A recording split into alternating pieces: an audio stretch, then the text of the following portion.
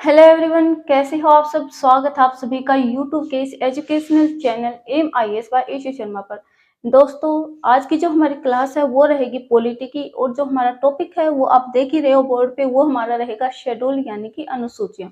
तो सबसे पहले हम ये जानेंगे कि अनुसूचियां क्या होती हैं, क्योंकि कई बच्चों को यही नहीं पता होगा कि संविधान में जो आर्टिकल्स होते हैं उसमें क्या दिया हुआ होता है, और जो अनुसूचियां हैं उनका क्या रोल है, और जो हमारे आर्टिकल हैं और उनके जो आर्टिकल के भाग होते हैं, भाग क ख ग, या फिर जो नए आर्टिकल्स होते हैं या नए कानून होते हैं उनको रिप्लेस किया जाता है तो उनका क्या किया जाता है, अगर नए कानून है तो उनको कैसे ऐड किया जाता है। तो ये सब भी आज हम जानने वाले हैं। तो सबसे पहले हम जान लेते हैं, जैसे हमारे संविधान है, संविधान में क्या क्या होता है। एक तो भाग होता है, सबसे पहले हमारा भाग होता है, फिर आता है आर्टिकल्स और उसके बाद आता है अनुसूचियां। तो भाग क्या है, जैसे हमारी बुक में, बुक ले लो आपने, किसी भी कोई भी बुक पढ़ी होगी, मैं बुक लेके दिखा देती हूँ, ठीक है। मान लो ये बुक है, ठीक है, ये बुक है हमारी संविधान की बुक है। तो इसमें जो हमारी यूनिट होती है ना, यूनिट यूनिट हमारी बुक में ज्यादातर कितनी होती है, 4 हो गई, 5 हो गई, 8 लगा लो, 8 हो गई, ठीक है। ऐसे ही जैसे हमारी बुक में यूनिट होती है, वैसे ही हमारी जो संविधान की बुक है उसमें क्या होते हैं, उसमें भाग होते हैं। यूनिट की जगह पे आप भाग मान लो कि जो यूनिट है हमारी बुक में वो संविधान की बुक में क्या है, भाग है।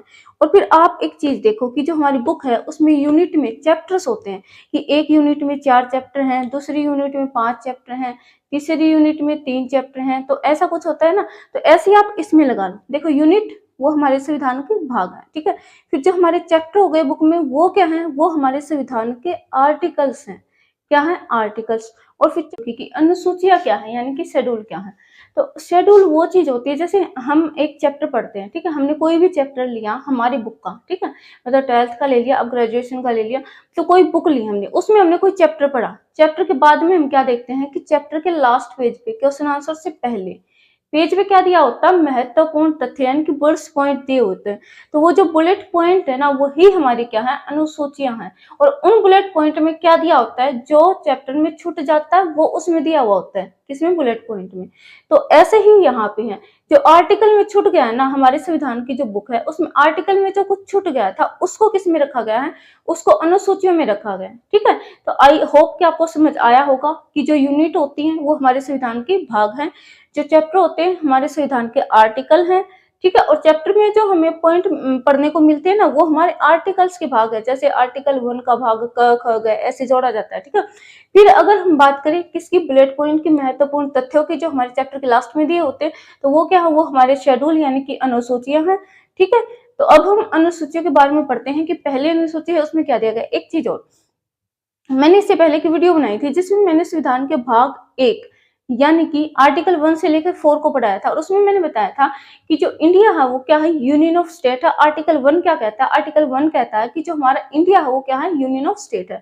आर्टिकल 2 एडमिशन ऑफ स्टेट से रिलेटेड था, और आर्टिकल जो 3 था वो किससे रिलेटेड था, वो था फॉर्मेशन ऑफ स्टेट से। और फिर आर्टिकल 4 क्या कहता है, आर्टिकल 4 कहता है कि जो आर्टिकल 2 और 3 में जो भी चेंजेस हमने किए हैं उसको आर्टिकल 368 के तहत हम कॉन्स्टिट्यूशन अमेंडमेंट नहीं कह सकते। तो ये हमारे 4 आर्टिकल थे, लेकिन उसमें हम एक चीज छोड़ दी। क्या चीज छोड़ दी, कि जो हमारे भारत के जो संघ, मतलब जो हमारा संघ है और उसका जो राज्य क्षेत्र है उसका नाम हम किस आधार पर रखेंगे, तो वो चीज हमने किस में डाली है। जैसे कि मैंने अभी कहा था कि जो आर्टिकल में जो छूट गया था ना, वो चीजें हमने अनुसूची में डाली है। तो अब ये देखो, अनुसूची पहले क्या कहती है कि संघ एवं संघ राज्य क्षेत्रों के जो नाम है ना वो किसमें दिए गए हैं, पहली अनुसूची में। देखो आर्टिकल में बता दिया गया है कि क्या है, हमारा जो भारत है वो राज्यों का एक संघ है, ठीक है। और अगर हमें किसी भी राज्य को सम्मिलित करना है हमारे क्षेत्र में, आर्टिकल 2 में था एडमिशन करना है, यानी कि अगर सम्मिलित करना है, ठीक है। अगर बात आती है आर्टिकल 3 की, यानी कि अगर हमें किसी भी राज्य के नाम में परिवर्तन करना है या फिर क्या करना है, हमें उसकी सीमाओं में परिवर्तन करना है, सीमाओं को घटाना है, बढ़ाना है, या फिर किसी राज्य को डिवाइड करना है, 2 भागों में बांटना है, तो वो सब क्या था, हमारा आर्टिकल 3 में था। लेकिन हमने कहीं भी नाम के बारे में नहीं पढ़ा था। तो अब क्या कहा गया, अगर नाम को जानना है तो आ जाओ अनुसूची एक में। तो अगर हमें जानना है कि हमारे जो संघ है और संघ राज्य क्षेत्रों के जो नाम है तो वो हमें कहाँ मिलेंगे, वो हमें अनुसूची 1 में मिलेंगे, ठीक है। फिर अगर हम बात करें दूसरी अनुसूची की यानी शेड्यूल सेकंड की, तो भारतीय संघ के पदाधिकारियों को मिलने वाले वेतन, भत्ते एवं पेंशन का उल्लेख इसमें मिलता है। जैसे कि हमारे राष्ट्रपति को कितना वेतन मिलेगा, किस आधार पर मिलेगा, और ये सब चीजें किसमें दी गई हैं, अनुसूची 2 में दी गई हैं।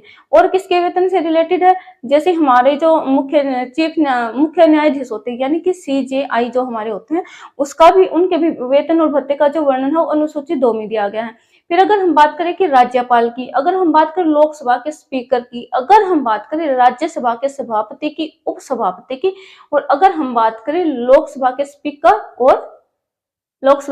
और किसकी, प्रोटेम स्पीकर की भी बात करें, तो भी जो वेतन, पेंशन और भत्ते से रिलेटेड जो उल्लेख है वो किसमें मिलता है, अनुसूची 2 में मिलता है, ठीक है।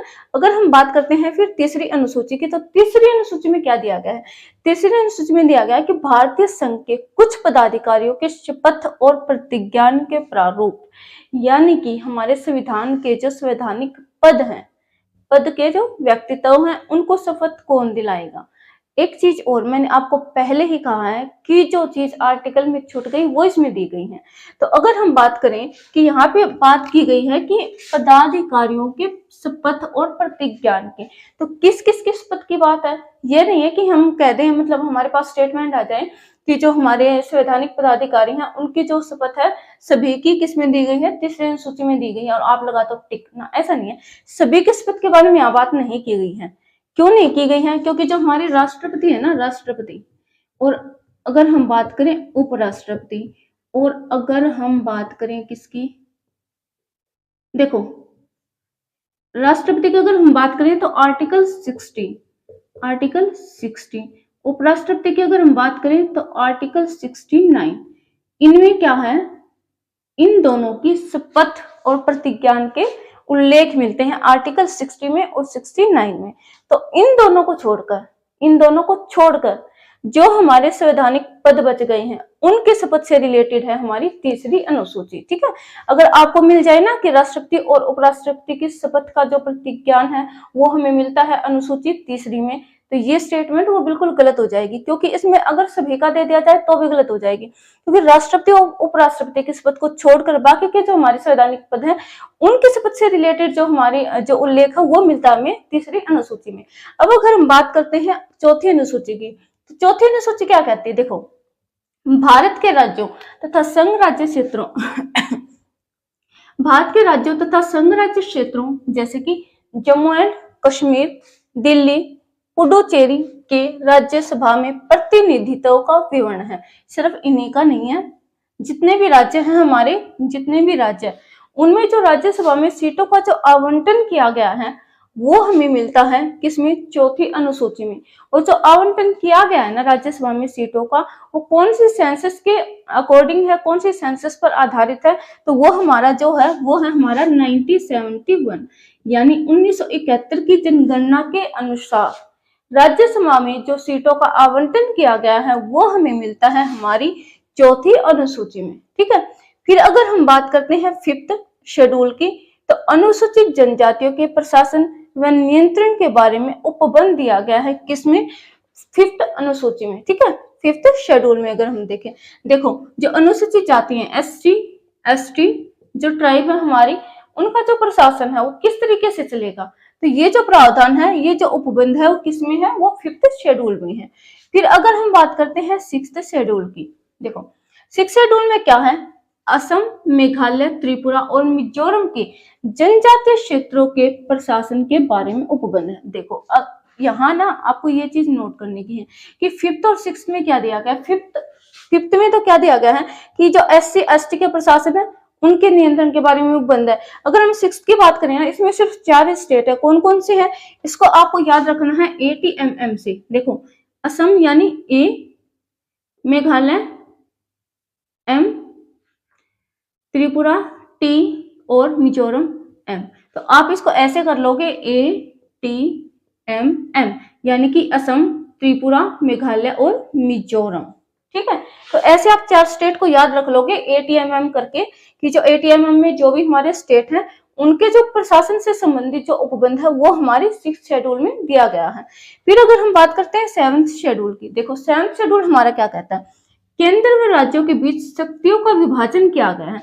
आप सभी जानते हैं कि जो हमारी 7वीं अनुसूची है उसमें क्या किया गया है, राज्य और केंद्र के मध्य क्या है, विषयों का बंटवारा किया गया है और 3 अनुसूचियां बना दी गई हैं। कौन कौन सी अनुसूचियां हैं, संघ सूची, राज्य सूची और समवर्ती सूची। अब संघ सूची में जो हमारे विषय है ना, संघ सूची में जो भी विषय हैं तो उन पर कानून कौन बनाता है, उन पर सेंटर कानून बनाती है, ठीक है। फिर अगर हम बात करें राज्य की, राज्य में जो भी राज्य सूची में जितने भी विषय दिए गए हैं उन पर अगर कानून बनाना है तो कौन बनाएगा, स्टेट गवर्नमेंट बनाएगी, है ना। और अगर हम बात करें समवर्ती सूची की, तो इसमें जितने भी विषय दिए गए हैं सब पर कानून कौन बनाएगा, स्टेट भी बना सकता है, यानी कि स्टेट गवर्नमेंट भी बना सकती है और सेंट्रल गवर्नमेंट भी बना सकती है। अब आप सोचोगे कि मैम दोनों गवर्नमेंट कैसे कानून बनाएंगी, तो बताऊं एक चीज, अगर स्टेट गवर्नमेंट ने कोई कानून बनाया, अगर वो सेंट्रल गवर्नमेंट को पसंद नहीं आया तो फिर जो सेंट्रल गवर्नमेंट जो कानून बनाएगी ना वही मान्य होगा, स्टेट गवर्नमेंट ने जो कानून बनाया है वो मान्य नहीं होगा। हाँ, स्टेट जो राज्य सूची है हमारी, इसमें जो विषय है उस पर स्टेट गवर्नमेंट कानून बनाएगी। जो संघ सूची है इसमें जितने विषय हैं उस पर अगर कानून बनाना है तो वो कौन बनाएगा, वो हमारी सेंट्रल गवर्नमेंट कानून बनाएगी। और समवर्ती सूची में जितने भी विषय दिए गए हैं उस पर सेंट्रल और स्टेट दोनों कानून बना सकते हैं, लेकिन मान्य किसका होगा, सेंट्रल गवर्नमेंट का मान्य होगा। लेकिन अगर कोई कानून ऐसा है जो स्टेट गवर्नमेंट ने बनाया है और वो अच्छा भी है और वो सेंट्रल गवर्नमेंट को पसंद आ गया तो उसको भी मान्य उसको क्या परमिशन दे दी जाएगी, ठीक है। फिर अगर हम बात करें 8th शेड्यूल की, 8वीं अनुसूची हमारी क्या कहती है, संविधान द्वारा मान्यता प्राप्त 22 भाषाओं का जो उल्लेख है वो इसमें मिलता है। जैसे कि हमारी भाषाएं हैं, हम जानते हैं अंग्रेजी है, हिंदी है, संस्कृत है, डोगरो बोडो है और कौन कौन सी है, मैथिली है, सैंथाली है, ये सब भाषाएं है ना हमारी। तो जिनको मान्यता दी गई है हमारे संविधान के अनुसार, संविधान में जिनको मान्यता मिली हुई है वो हमारी 22 भाषाएं हैं। 8वीं अनुसूची में इनका उल्लेख मिलता है, ठीक है। अब अगर हम बात करें ना तो अब जो हमारे संविधान में भाषाएं हैं 22 हैं, लेकिन मूलतः तब संविधान बना तब कितनी भाषाएं थी, तो उस टाइम पे 14 लैंग्वेज थी। अब सीधी सी बात है, शुरू में कितनी थी, 14 थी, अब कितनी हो गई, 22 हो गई। तो कोई ना कोई तो कॉन्स्टिट्यूशन अमेंडमेंट हुआ होगा, यानी कि संविधान संशोधन हुआ होगा, तभी तो भाषाओं को जोड़ा गया है। अरे 14 थी, 14 से 22 कैसे हो गई, मतलब कोई ना कोई संविधान संशोधन हुआ है। क्योंकि अगर भाषाओं को किसी भी चीज को अगर हमें क्या करना है, कुछ जोड़ना हमारे संविधान में, हम क्या करते हैं, संविधान संशोधन करते हैं। यानी कि अगर हमने भाषाओं को जोड़ा है तो कोई ना कोई हमने जो है संविधान संशोधन किया होगा। तो कौन सा हमने संविधान संशोधन किया है, सबसे पहले हमने कौन सा किया था, सबसे पहले जो सिंधी हमारी लैंग्वेज है ना वो जोड़ी गई थी। किसमें, जो 40 जो 40 है इनमें सबसे पहले कौन से जोड़ी गई थी, सिंधी लैंग्वेज जोड़ी गई थी। इसके बाद कौन सी भाषाएं जोड़ी गई थी, इसके बाद हमारी भाषाएं जोड़ी गई थी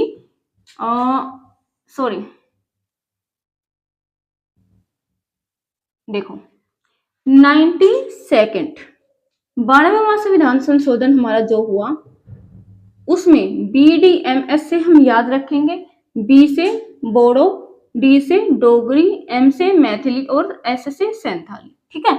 यानी 92वां जो हमारा संविधान संशोधन हुआ उसमें जो हमारी भाषाएं जोड़ी गई वो कौन सी 4 भाषाएं थी, BDMS यानी कि बोडो, डोगरी, मैथिली और सैंथाली, ठीक है।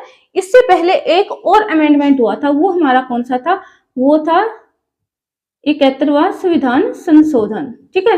और इसमें कितनी भाषाओं को जोड़ा गया था, इसमें जोड़ा गया था 3 भाषाओं को, और उसको आप याद रखो कि नमक से यानी कि न से, बताओ भाई, न से नेपाली, मैं से मणिपुरी और कैसे कोंकणी, ठीक है। न से लिख देती हूँ मैं, न से नेपाली, मैं से मणिपुरी और कैसे कोंकणी। यानी 71वां जो हमारा कॉन्स्टिट्यूशन अमेंडमेंट था, संविधान संशोधन था, उसके द्वारा हमने 3 भाषाओं को हमारी जो संवैधानिक मान्यता प्राप्त हमारी जो भाषाओं थी उनमें जोड़ा था। इन 3 भाषाओं को देखो, स्टार्ट में 14 थी तो सबसे पहले हमने किसको जोड़ा, सिंधी को जोड़ा, 15 हो गई। फिर हमने कौन सी 3 भाषाओं को जोड़ा, फिर हमने इन 3 भाषाओं को जोड़ा। अगर हमने 15 में 3 को जोड़ दिया तो हमारी फिर 18 होगी, ठीक है। फिर हमने कितनी को जोड़ा, फिर हमने 4 को जोड़ा, ठीक है, तो हमारी होगी 22 भाषाएं। ठीक है, फिर हमने 4 को जोड़ दिया, तो अब हमारी जो मान्यता प्राप्त है हमारे संविधान के द्वारा कितनी भाषाएं हैं, 22 भाषाएं हैं। आपको याद रखना, सबसे पहले सिंधी को जोड़ा गया था, उसके बाद हमने 3 भाषाओं को जोड़ा था। और कौन से संविधान संशोधन के द्वारा जोड़ा था, तो 71वां हमारा संविधान संशोधन था।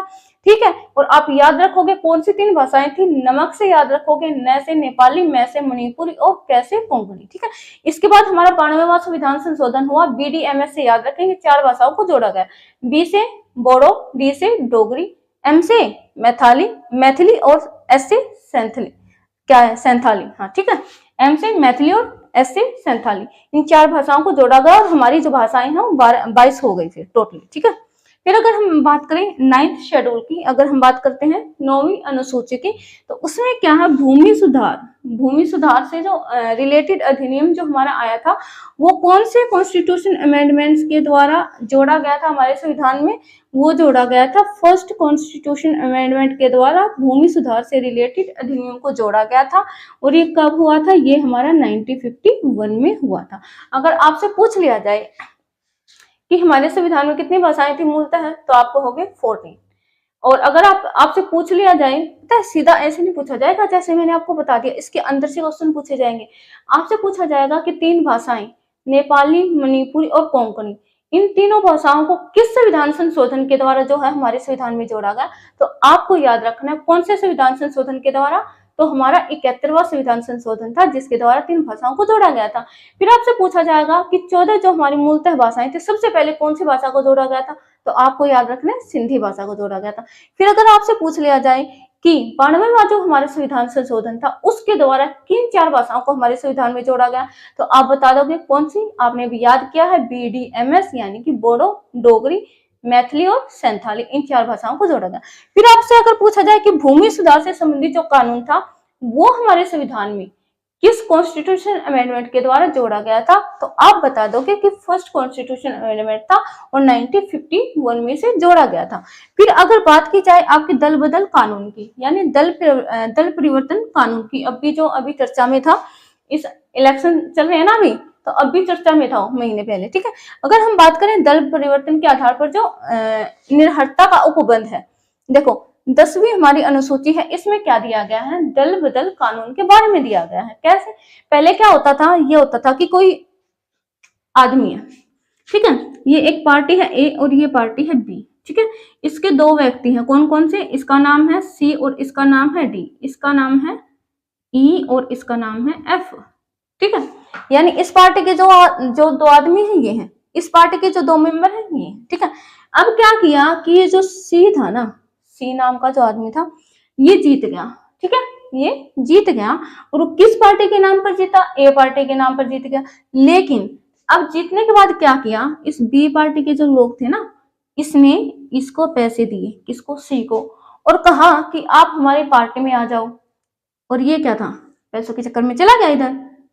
लेकिन इससे क्या हुआ, हमारी सरकार ने देखा, हमारे जो मतलब व्यक्ति थे, महानुभाव थे, जो हमारे संविधान को रच रहे थे, जिसने संविधान को रचा था, उन्होंने देखा यार ये तो गलत हो रहा है। कैसे गलत हो रहा है कि लोगों ने सरकार तो चुन ली और ए को चुन लिया था लोगों ने, तो फिर क्या हुआ कि जो जिस सरकार को चुना था ना, वो तो एक्चुअली बनी ही नहीं, जिससे लोग नफरत करते थे, जिस सरकार को और नहीं चाहते, उसी पार्टी की सरकार बन गई।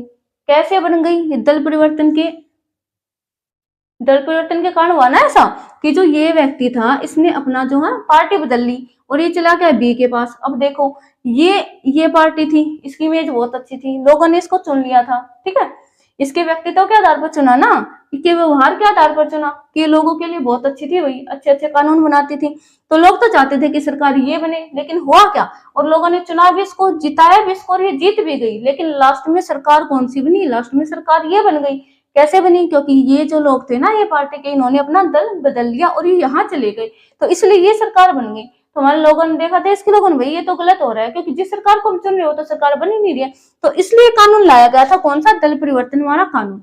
अब क्या किया कि जो भी व्यक्ति कोई ऐसा करेगा, कैसा, जैसा कि सी ने किया, अगर कोई व्यक्ति ऐसा करता है तो क्या होगा, उसको निर्हरता का उपबंध, यानी कि उसको अयोग्य घोषित कर दिया जाएगा, यानी कि इसको सस्पेंड कर दिया जाएगा। ठीक है, तो ये हमारा जो कॉन्स्टिट्यूशन अमेंडमेंट था वो कौन सा था, वो हमारा 52वां कॉन्स्टिट्यूशन अमेंडमेंट था, जिसके आधार पर दल परिवर्तन का कानून लाया गया था। ठीक है, और कब लाया गया था, ये 1985 में लाया गया था। दल परिवर्तन का जो कानून है किस लिए लाया गया था, जो मैंने आपको बताया है। और संविधान संशोधन कौन सा था, हमारा 52वां संविधान संशोधन था। और हमारी डेट क्या थी, मतलब सन कौन सा था, वो हमारा 1985 का था। फिर अगर हम बात करते हैं पंचायतों के अधिकार की, देखो 11वीं अनुसूची में क्या दिया गया है कि पंचायतों के अधिकार, प्राधिकार तथा दायित्वों के उपबंध, 73वां कॉन्स्टिट्यूशन अमेंडमेंट। देखो, अगर आपसे पूछ लिया जाए कि जो हमारे पंचायत है ना, पंचायतों के जो अधिकार है वो कौन से कॉन्स्टिट्यूशन अमेंडमेंट के द्वारा हमारे संविधान में जोड़े गए, तो आप सभी को पता है कि 73rd कॉन्स्टिट्यूशन अमेंडमेंट था और 1992 का साल था। ठीक है, तो कौन सा था हमारा, 1992 का हमारा सन था और 73वां हमारा कॉन्स्टिट्यूशन अमेंडमेंट था, जिसके द्वारा पंचायतों के अधिकारों को हमारे संविधान में शामिल किया गया। और इसमें विषय डाल दिए गए, कितने विषय, 73 सब्जेक्ट को इसमें डाल दिया गया। फिर अगर हम बात करते हैं नगर पालिकाओं के अधिकार की, तो ये हमें मिलता है 12वीं अनुसूची यानी कि 12th शेड्यूल में नगर पालिकाओं के अधिकार को हमारे संविधान में जोड़ा गया। और वो कौन सा कॉन्स्टिट्यूशन अमेंडमेंट था, देखो अगर पंचायत की बात आ जाए तो 73वां संविधान संशोधन, 11वीं अनुसूची। अगर नगर पालिकाओं की बात आ जाए, देखो सबसे पहले कौन बनेंगे, सबसे पहले तो पंचायत बनेंगी ना, उसके बाद नगर पालिकाएं बनेंगी। ठीक है, तो 73वां जो हमारे संविधान संशोधन, 11वीं अनुसूची पंचायतों के अधिकार, फिर 12वीं अनुसूची नगर पालिकाओं के अधिकार, ये 73वां था, ये 74वां कॉन्स्टिट्यूशन अमेंडमेंट है, ये भी 1992 था। और एक चीज नोटिस करने की है, ये भी 1992 है, यानी कि जो नगर पालिकाओं के जो अधिकार थे ना, एक चीज आप नोट करना कि 1992 में ना 2 कॉन्स्टिट्यूशन अमेंडमेंट हुए थे। एक तो पंचायतों के अधिकार से संबंधित था, जिसके अकॉर्डिंग संविधान में पंचायतों के अधिकार को शामिल किया गया था। और फिर दूसरा जो हमारा कॉन्स्टिट्यूशन अमेंडमेंट था वो था हमारा नगर पालिकाओं के अधिकार से संबंधित। ठीक है, जिसमें नगर पालिकाओं के जो अधिकार थे और दायित्व थे उनका उपबंध किया गया था, 1992 में ऐड किया गया था, 74वां कॉन्स्टिट्यूशन अमेंडमेंट था और इसमें 18 विषयों को शामिल किया गया था। ठीक है, तो ये था हमारा आज का टॉपिक। आई होप कि आप सभी को समझ आया होगा। आप सभी से रिक्वेस्ट है कि चैनल को ज्यादा से ज्यादा शेयर करें, लाइक करें, सब्सक्राइब करें। मिलते हैं नेक्स्ट क्लास में। Thank you.